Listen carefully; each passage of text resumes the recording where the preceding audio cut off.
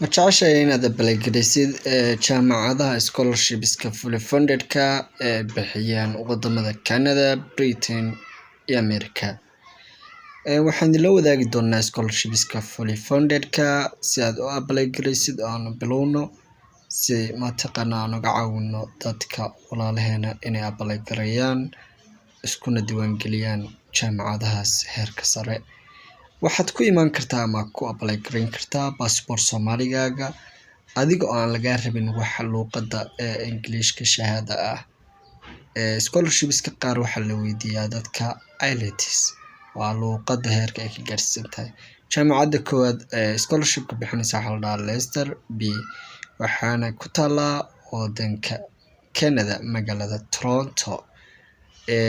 Waxaad ka apply gareyn kartaa University of Toronto 4 sanaba undergraduate program ayay bixisaa sidoo kalena books iyo additional fee lacag lagu siinayo qofka ayay bixisaa. Deadline-keedu waa 17-ka bisha 8aad 2022 waad apply gareyn kartaan hadda way furan tahay. Sidoo kale waxaad apply gareyn kartaan requirements-keeda basic requirements-keeda waxaa ka mid ah in qofku uusan ahayn ama wax ka baran Canada ay banaanka uu ka yahay 4 sano inuu high school u haysto oo soo dhameeyay. Sidoo kale haddii aad rabtid inaad apply gareysid waxaa iyadana hadeertan furan waad apply gareyn kartaa jaamacad ku taala wadanka Turkiga. Jaamacadahaas si aad u apply gareysaan waxaa la yiraahdaa Turkish Success Scholarship iyadana passport Soomaaligaaga ayaad ku apply gareyn kartaa. Linkiga hoose ayaan idinkula wadaagayaa waana ka faa'iideysan doontaan. Waxay ku jirtaa kontonka jaamacadooda ugu sareeya Turkiga bachelor iyo master iyo PhD bay bixisaa. Qofka wax fiican lagama rabo medical care in caafimaadkiisa iyo travelkiisa iyo 1 year Turkish course la siinayo baa meesha ku jirta. Deadline-ku waa 1 December 2021 uu dhow yahay waqtiga uu dhacayo laakiin waa furan yahay hadeer waad apply gareyn kartaan. Linkigana hoose ayaan idinkula wadaagayaa haddii kale waxaad ku qortaan Turkish Success Scholarship 2022-2023. Basic requirements-keeda waxaa ka mid ah in qofku uusan ahayn ama haysan deganaansho Turkiya in uu bachelor haysto ka yar yahay 21 sano masters bilow inuu 30 sano ka yar yahay PhD-guna 35 sano ka weyn yahay. Marka 75 waa good academic standing in previous qualification. IELTS in English test mataqaana uu ku fiican yahay ama laga qaadi karo oo diyaar u yahay in Englishka heerka uu yahay la tijaabiyo. Tan kale waa jaamacad ku taala Great Britain cariga boqortooyada Ingiriiska. Commonwealth baa waa jaamacadaha ugu qaalisan ayay ku jirtaa. Waxaa laga rabaa qofka mataqaana wadamo badan ayay ku taalaa jaamacadan faraceedu. Marka qofku markuu rabo inuu apply gareeyo wuxuu u apply gareyn karaa sida tan. Waxay bixinaysaa waa PhD programs ma aha bachelor ama masters. Commonwealth member countries UNIS meel walba way ku taalaa wadamo badan bay ku taalaa online ba ku diyaarin kartaa. 13 bisha August 2021 ayuu deadline-keedu ahaa waana la soo dhaafay. Sidoo kale sanad walba way bixiyaan oo qofkii raba inuu ka faa'iideysto ama master haysta oo PhD-da inuu apply gareeyo raba uu ka faa'iideysan karaa sanadada dambe ee soo socda. Waa jaamacadaha ugu qaalisan adduunka ayay ku jirtaa. Inuusan qofku citizen ahayn ama permanent resident haysan ayaa ka mid ah basic requirement-ga.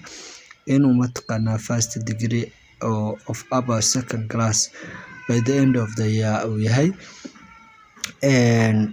Sidoo kale waxaan rabnaa inaan idinla wadaagno scholarshipska ugu fiican ee sanadkan la soo dhigay. Sanad walba horta waa la soo dhigaa.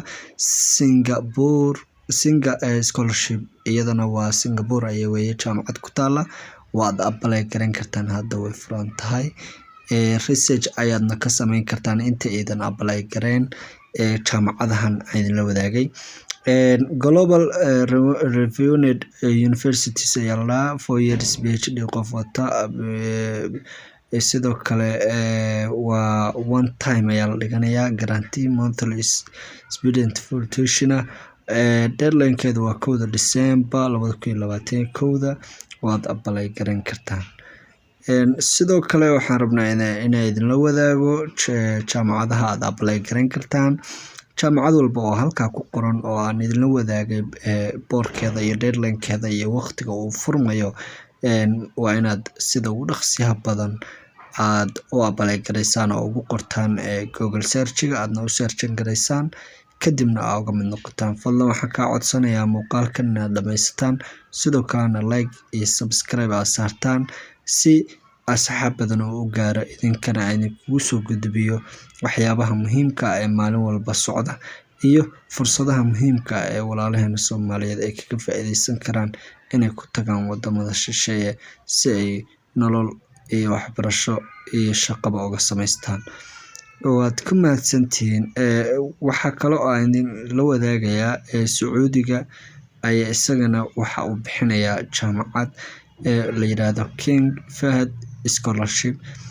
jaamacadaas waxay bixinaysaa scholarship waa Sacuudiga qofka raba inuu Sacuudiga wax ka barto isna waa u furan tahay oo waa hadeertan waa apply garan karaa scholarshipskeedu waa diyaar waana King Fahd University ama KFUBM baa dhahaysaa ayaad ku qoraysaa 11 February 2022 ayuu dhacayaa. waad apply garan kartaan hadda waxaad apply garan kartaan January 2022. sidoo kale walaalayaal waxaan idinla wadaagay qofba meel ayuu jecel yahay inuu wax ka barto. Sacuudiga dad baa jecel dad baa Canada jecel 2 jaamacadood oo Canada ayaan idinla wadaagay sidoo kale Ingiriiska ayaan idinla wadaagay sidoo kale waxaan idinla wadaagay Turkiga sidoo kale Sacuudiga ayaan idinla wadaagay. waad ku mahadsantihiin sida quruxda badan aad ugu xiran tihiin channel-keena. fadlan muuqaalkan haddii uu ku soo gaaray subscribe saar si saaxiibo badan u gaaro. waxaan ku rajeynayaa nolol fiican horumar iyo inaad horumar gaartaan.